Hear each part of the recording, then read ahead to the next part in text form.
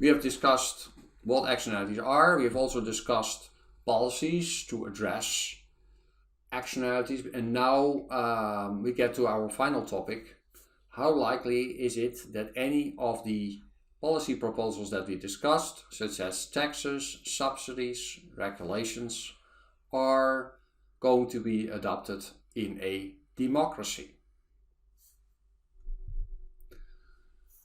If we discuss policies and their adoption, then it's important to make a distinction between two types of policies: policies that are Pareto improvements and policies that are not Pareto improvements.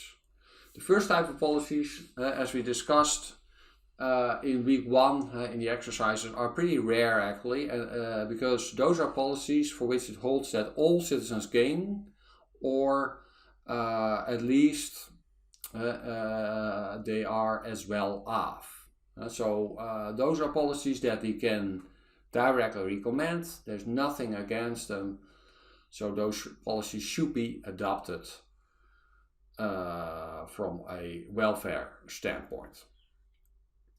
Now, the more common type of policies includes winners and losers. And then we get into the problem of having to weigh the gains of some against the losses of others. And as you may recall from Microeconomics 1, that's not something that we can do because it involves interpersonal comparison of utility, and that is impossible. We cannot say, for instance, that taking away $1 from Bill Gates and giving it to his cleaner improves welfare, because then we need to value the loss to Bill Gates of this $1 against the win of this $1 for his cleaner. And that's, we cannot just do that, right? Not based on theory, at least. And this obviously also held for the policy that we evaluated in the experiment. And so the pollution tax was welfare improving, but only under certain assumptions. So only if you're willing to assume that the loss of $1 to someone can be offset by the gain of $1 to someone, then this policy was welfare improving. But it was obviously not a Pareto improvement, because there were some students that gained, but also some students that lost under the tax. Now, how do we in practice get to decide on policies that are not Pareto improvements? How are we going to weigh the gains and the losses? Well, we do it by voting. In that case, so we have one woman, one vote, and everybody who bothers to vote has a say. And then usually we have a majority rule, and if more than half of the voters agree with the third proposal, then it gets passed. So what does that imply for how gains and losses are weighted? Well, everybody counts equally. It doesn't matter whether you are majorly affected or minorly affected by the policy. Everybody gets a say. One woman, one vote. Voting is not a guarantee that any welfare improving policies are adopted. If we are again willing to assume that the gain of $1 to someone can be offset by the loss of $1 to someone else, so then we circumvent sort of the interpersonal comparison of utility by making this assumption. Then we experienced that also in the experiment, the online experiment, where a majority was against this tax, even though many of you were much better off, because nobody actually ended up in the minus under the tax, because you were all compensated for the pollution damage. Now, it's more common to have a representative democracy, and that leads to other dynamics. Namely, what is representative democracy? Then we do not vote for a single proposal. So we don't vote for, should we have this bridge here? Should we subsidy swimming pool? We vote for politicians, and they decide for us, and they get a certain term, and then we get to vote again. What those politicians do often is they involve in the process of so-called vote trading, because they vote amongst themselves about policy proposals. And then what is vote trading? The idea is that if you favor me, then I'll vote for you. I may not like your cause, but that if we trade votes, then I'm still willing to vote for your cause, under the assumption that you are willing to vote for my cause. Why is that very important? Because it's an important way of preventing deadlock. If politicians would only look at single issues in and of themselves, it may be that there's never a majority for any proposal. And then it may improve things. The outcomes of the political process may be improved by trading votes and making sure that at least some projects pass. An example of vote trading is the so-called Bridge to Nowhere in Alaska. Anyone remember her here? So what's her name again? Former running mate of presidential candidate John McCain, and also former governor of Alaska, and that's where this relates to Sarah Palin. Back in 2006, the federal government had the appropriations bill, and it needed it to be signed off by all of the governors, including the governor of Alaska, including of Sarah Palin. And Sarah Palin said, well, I'm willing to support your cause, I'm willing to sign the appropriations bill if you are going to sign off for this project in Alaska. What does this project involve? Well, a $400 million bridge between Ketchikan, which is a small town of 8,000 residents, and Gravina Island with 50 residents. Thus far, they had to travel back and forth between the coast and the island by ferry, and now, thanks to this proposal, they would actually have a very nice bridge and a complete highway towards this bridge. And so it happened. So she signed off the appropriations bill, and so she did something nice for her state. Especially local constructors were very happy about this major infrastructure investment. However, then the story came out that turned out to be not so good publicity for Palin, and then it was eventually decided that the bridge to Gravina Island was cancelled. However, the whole highway going towards the bridge was built actually. So that went ahead, and this is a picture here of that highway, and this is actually some picture that I took from Google Maps. And you can see there's no traffic here, obviously, and it ends in this roundabout, and you can go back. It ends somewhere in the forest, close to the waters separating the coast from Gravina Island.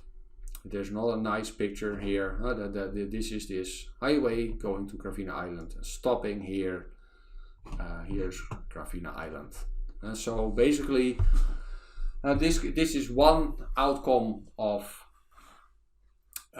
vote trading, and you may say that this is a complete waste of money. Why have such a freeway to nowhere? And why have a bridge to nowhere in the first place? Fortunately, that was cancelled. Well, the trouble is that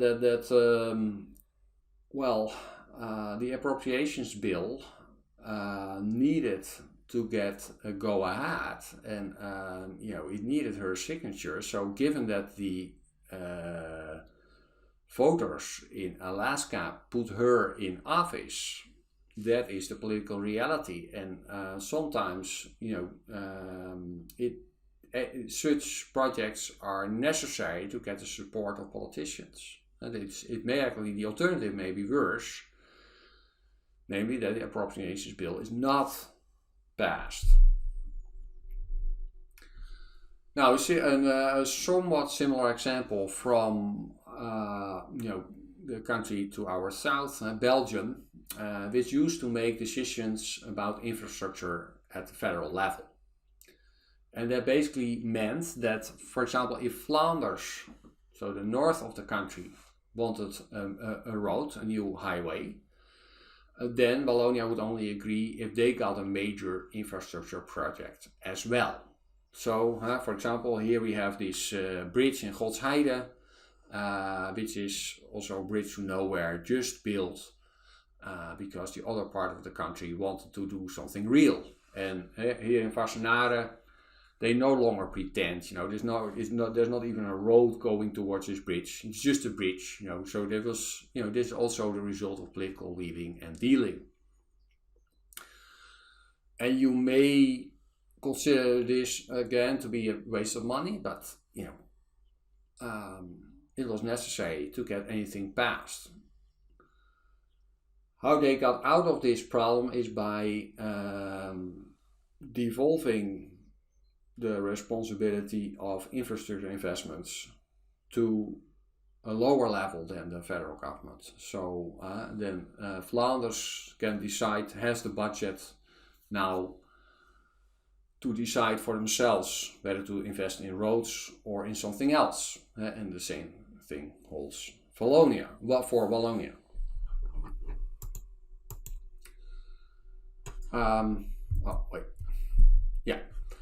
Now, we can take vote trading one step further. And why should we do so? Well, the trouble with vote trading is that, again, one woman, then one vote. So the vote cannot express the intensity by which politicians prefer one alternative against the other. So whether you dislike a project by 100 or a million, doesn't matter, or whether you're in favor, or whether you gain by 100 or a million. That is not something that you can express by vote trading, but which you can obviously express by vote buying. So then we get another layer, and you can actually buy someone's support.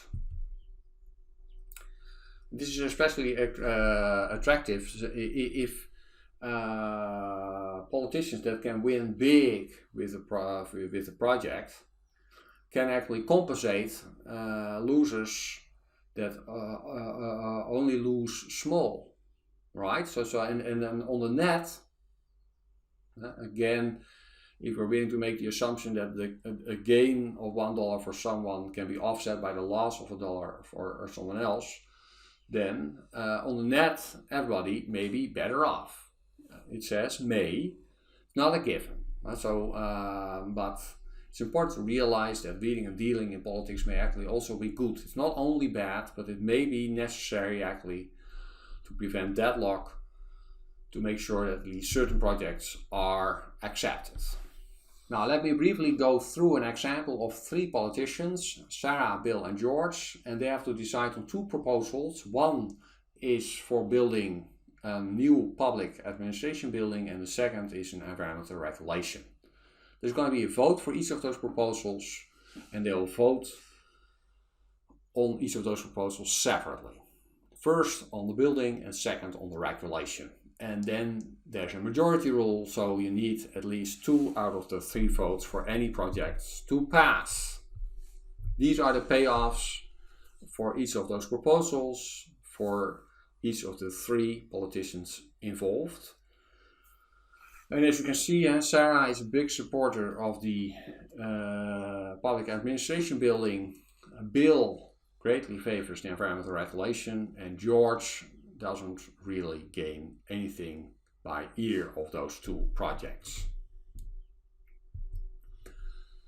Then, say that we will just have a vote, so there's going to be no vote trading or vote buying, then what would happen? well, you see this coming, that there's not going to be a majority for either the building or the regulation. Because only Sarah supports the building, only Bill supports regulation, so we have complete deadlock. Nothing is going to happen. And well, how bad is this? How does this affect social welfare? Is this the efficient outcome? And let's now make the assumption again that social welfare is simply the sum of the payoffs. And under that assumption, this is not an efficient outcome, right? Because the public administration building, then we, under the assumption we can actually compare the payoffs, so +6, -1, -2, so +3. So the society would be better off with a public administration building. And similarly, environmental regulation, so it's +7 for Bill, but -3 for Sarah and -3 for George, so it's still +1. So basically, without any vote trading or vote buying, none of the projects will pass, and this is not the efficient outcome. Now, what happens if we do allow for vote trading?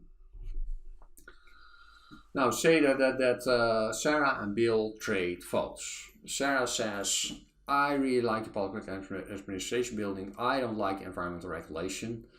But Bill, if you support me, and I know that you don't like my building too much, but then I'm happy to support environmental regulation after all. In that case, there's going to be a majority for each of the projects, so both projects pass. Sarah is going to be happy because now actually she gains 6, and she also loses 3 because she really dislikes the environmental regulation, but she still ends up in the +3. And that's obviously a lot better than ending up with 0, with nothing, than just having a vote. And Bill obviously is also a lot better off because +7 -1 is 6. Now, George is the big loser here because if both projects pass, then he ends up with -2 -3 is -5. Given this poor outcome for George, then George may actually be happy to trade votes with either Sarah or Bill, because then at least one of the 2 projects does not get passed. So in that case, so it's either going to be the building or the regulation that gets passed. In the first deal, you can compute it, then if Sarah and George get together, then the public administration building gets passed. Sarah gains 6. Bill ends up with -1. George with -2. But there's also another deal, as it could also be that Bill is able to trade votes with George, in which case the environmental regulation gets passed and the public administration building does not get passed. Sarah ends up with -3 then. Bill is +7, so he's the big winner here. And George ends up with -3. And obviously George likes deal 1 better, because in deal 1 he ends up with -2 rather than with -3. And based on the information provided here, it's impossible to say which pair of vote traders would form. I mean, this is just to show you how vote trading can happen and how it affects outcomes. Now, how could vote buying, if we allow for vote buying, how would that affect the possible political deals here? And let's assume that vote buying happens with the payoffs shown in the matrix. Right, so those can be seen as the future proceeds of a project. Now, the 3 politicians are in a very different position, right? George has nothing to offer, but it doesn't mean that he plays no role here, but because he likes the building better than the regulation, And maybe if Sarah, for example, makes a deal with George, then she's better off. But if she buys his vote, she may be better off than when buying Bill's vote. Now let's see. So there's 3 possible coalitions, and then see how much money is at stake. If Sarah and George get together, then Sarah ends up with +6, Bill is -1, and George is -2. But an alternative pair is Bill and George. If they get together, then the environmental regulation gets passed, and then payoffs are -3 for Sarah, Bill 7, and George -3. Sarah and Bill may also get together, in which case both projects get passed. Sarah ends up with 3, Bill with 6, and George with -5. Now, so that's sort of the starting point then for vote buying. And given this starting point, Bill is very happy to kill option 1, right? Because in that option he actually suffers a loss of 1, whereas in the other 2 options he gains 7 or 6. He can kill option 1 by either saying to Sarah,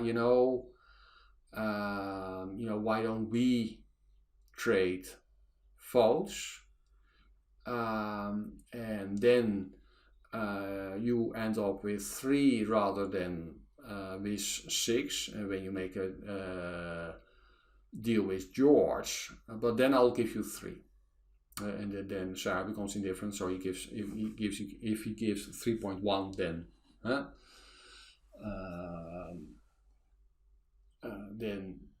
Sarah is willing to go along with him. Similarly, he can try to convince George to not make a deal with Sarah by offering him at least 1, because then George becomes indifferent between 1 and 2, and so that then George is also willing to be for his vote to be bought by Bill, right? So, and then Bill likes option 2 better than 3, but Sarah really dislikes 2, right? Because then she ends up with -3, so Sarah can try to prevent that from happening. So she can offer Bill at least 1, because then Bill becomes indifferent between 2 and 3. So then Bill becomes willing to make a deal with Sarah. But he can also try to buy George by giving him at least 2. So, given all of the payoffs involved, one likely outcome is option 3, where Sarah and Bill get together, but it is not a given. Again, this is just to show you how this process of political wheeling and dealing takes place and how it affects the payoffs. Now, would vote buying improve efficiency under the assumption that social welfare is simply the sum of the payoffs? Well, the answer is yes. If at least one project gets accepted, then so welfare then is either 3, 1, or 4. That's obviously greater than 0. So if it leads to a majority for at least one project, then yes, vote buying improves welfare. Now, vote buying gets complicated fairly quickly because there's quite a few deals that can be made between politicians, and then there's all kinds of steps that politicians may take to prevent certain deals, etc. So what you should take from this example is that vote buying does make certain political deals more likely than others, because that depends on what is at stake, and that certain deals that we just discussed were not likely to occur because it led to a major loss for Bill, for instance, and Bill would gain 6 or 7 in the two other options, and he had a lot of buying power if the environmental regulation was passed. So option 1 was not a very likely outcome. The second thing is that vote buying may be beneficial or detrimental to social welfare. It all depends on how the payoffs look like. But it's not necessarily a bad thing. There's a nice discussion between the author of our textbook and Michael Sandel on whether it's actually fine if indeed people sell their vote. To close this off, so what did we learn? Many policies have winners and losers, and then in that case we can't really say whether a policy improves welfare unless we are willing to make certain additional assumptions. We often use voting as a mechanism to come to a decision, but that's a very crude mechanism because the rule holds that one woman, one vote, so we cannot express the intensity by which we like or dislike a policy, and deadlock is also very likely. So therefore, we have, it may be welfare improving under certain assumptions if we allow for vote trading or vote buying.